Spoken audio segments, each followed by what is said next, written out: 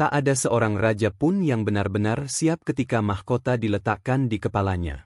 Karena pada saat itu, hidupnya tidak lagi miliknya. Raja Arya Satya memahami hal itu sejak usia 19 tahun, ketika darah ayahnya masih basah di lantai istana, dan para bangsawan berlutut bukan karena cinta, melainkan karena takut pada kekosongan kekuasaan. Ia berdiri di hadapan takhta dengan tangan gemetar, bukan karena ragu, tetapi karena ia tahu, setiap keputusan yang akan ia buat sejak hari itu akan merenggut sesuatu darinya, entah itu rasa bersalah, rasa kemanusiaan, atau seseorang yang ia cintai. Kerajaan Arawindha adalah tanah yang subur, dikelilingi sungai dan pegunungan, namun sejarahnya selalu ditulis dengan pedang. Ayah Arya Satya, Raja Dharmaputra, dibunuh oleh saudara kandungnya sendiri demi ambisi takhta. Malam itu, Arya Satya menyaksikan bagaimana kesetiaan bisa runtuh hanya karena janji kekuasaan. Sejak saat itu, ia belajar satu hal yang tidak pernah diajarkan oleh kitab suci manapun, bahwa manusia bisa tersenyum sambil menunggu waktu yang tepat untuk menusuk dari belakang.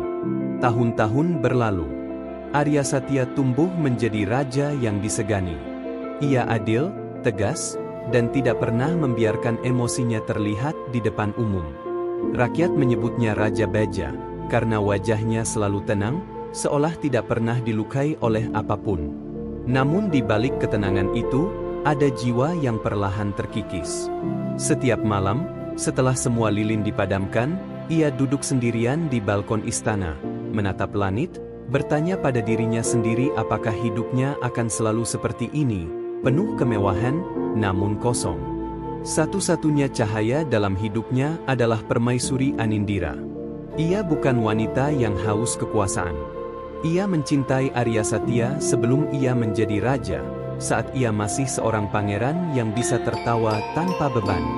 Anindira sering berkata bahwa mahkota adalah beban paling berat yang pernah dipikul manusia.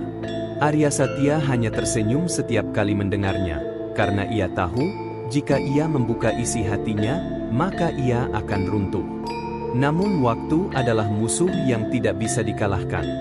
Anindira mulai sering sakit. Nafasnya pendek, tubuhnya lemah, dan senyumnya semakin jarang. Tabib terbaik dipanggil. Ramuan dari negeri jauh didatangkan, doa dipanjatkan setiap malam. Namun penyakit itu tidak pernah pergi. Arya Satya mulai menyadari bahwa takhta yang bisa memerintah ribuan nyawa, tidak mampu menyelamatkan satu orang yang paling ia cintai. Di saat yang sama, Jenderal Wiratma, sahabat masa kecilnya, semakin menunjukkan ambisinya. Wiratma adalah pria yang percaya bahwa kekuasaan adalah segalanya. Ia setia, namun kesetiaannya lebih kepada kerajaan daripada kepada raja. Ia sering berkata, "Jika suatu hari Paduka menjadi lemah, saya sendiri yang akan memastikan kerajaan tetap berdiri, dengan atau tanpa Paduka." Kalimat itu terdengar seperti janji, namun di telinga Arya Satya, itu terdengar seperti ancaman yang menunggu waktu. Pada suatu malam yang dinginnya tidak biasa, ketika hujan turun tanpa suara, seorang pertapa tua muncul di gerbang istana. Matanya buta, pakaiannya compang-camping, namun seluruh penjaga istana merasakan ketakutan yang aneh saat melihatnya. Tanpa diperiksa, tanpa ditanya, ia dibawa langsung menghadap raja. Pertapa itu memperkenalkan dirinya sebagai Maharsi Kala, seorang penjaga waktu yang hanya muncul ketika takdir mencapai titik belah. Maharsi Kala berkata bahwa hidup Arya Satya telah sampai pada persimpangan yang tidak bisa dihindari. Ia menyerahkan dua gulungan tua. Yang satu berwarna emas pudar, yang lain hitam legam. Ia tidak memaksa raja untuk membukanya, hanya berkata bahwa kedua gulungan itu berisi dua jalan kehidupan, dan tidak memilih pun adalah pilihan itu sendiri. Arya Satya membuka gulungan emas terlebih dahulu.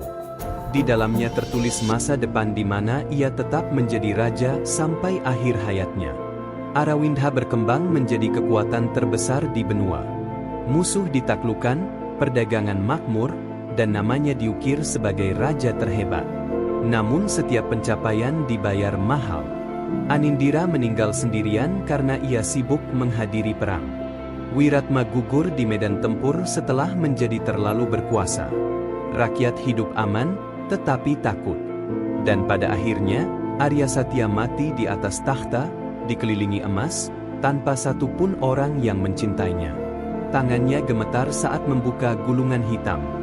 Di sana tertulis kehidupan tanpa mahkota.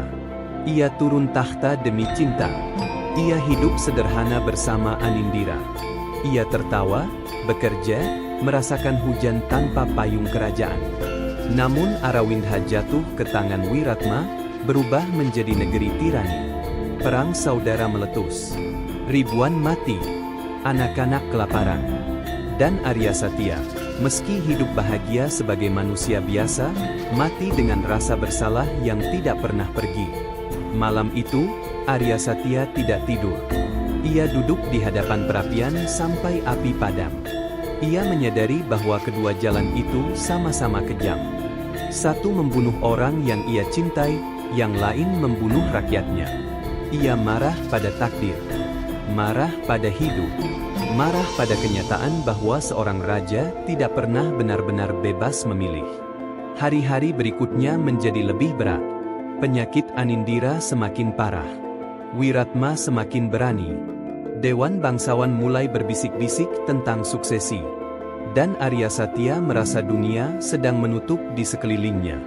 Hingga suatu malam, saat Anindira terbangun dari tidurnya dan memegang tangan Arya Satya dengan sisa tenaga yang ia miliki, ia berkata, "Jika suatu hari kau harus memilih antara aku dan kerajaanmu, jangan pilih aku.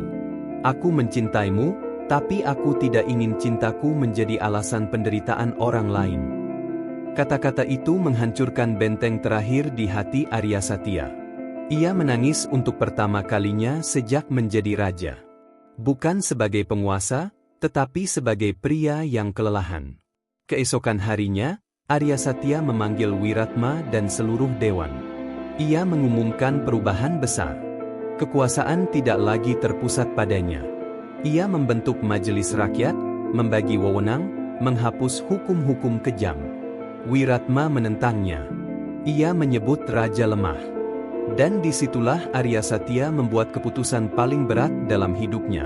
Ia mencopot Wiratma dari jabatannya dan mengasingkannya. Ia tahu risikonya. Ia tahu ia sedang menciptakan musuh. Ia juga membuka kondisi Anindira kepada publik. Untuk pertama kalinya, rakyat melihat rajanya rapuh. Dan alih-alih kehilangan kepercayaan, mereka justru mendekat. Mereka berdoa, mereka membantu, mereka berhenti melihat raja sebagai dewa, dan mulai melihatnya sebagai manusia. Anindira wafat pada awal musim semi, di pelukan Arya Satya. Tidak ada perang hari itu. Tidak ada pidato. Hanya seorang pria yang kehilangan separuh jiwanya. Kesedihan itu tidak pernah pergi, namun Arya Satya belajar hidup dengannya. Ia memerintah dengan cara yang berbeda. Tidak lagi mengejar kejayaan, tetapi keseimbangan. Tahun-tahun berlalu.